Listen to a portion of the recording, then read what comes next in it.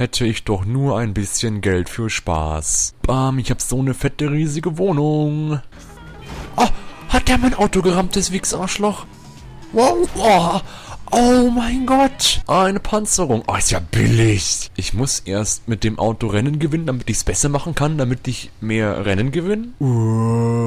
Oh, ist das himmlisch. Und das passt ja gar nicht drauf. Fluppi, was soll denn die Scheiße? Ich kann mein Auto nicht nehmen, ist das dumm oder was? Ich muss lauter machen. Nur eine Hand frei.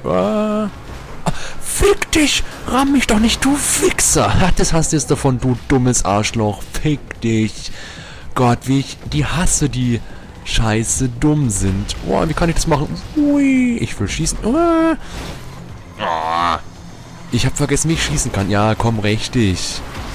Wow, was habe ich das gemacht? Okay. Ja, nein! Oh, komm, halt doch mal was aus hier. Was ist das? Ach so, Boost. Traue ich mich nicht einzusetzen. Wow, Boost! Bam! Boah, yeah! Boah, ich bin höher als alle Gebäude. Bam, bam, bam.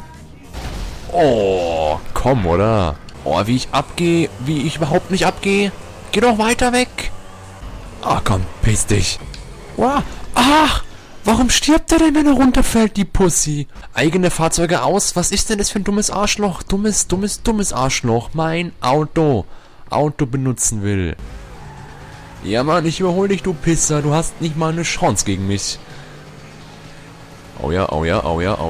Nein! Ah, komm, du Wichser. Ich hasse dich. Dreh dich doch um, du Fick-Arschloch. Oh ja, aber nicht so. Oh ja, letzter. Welche Überraschung.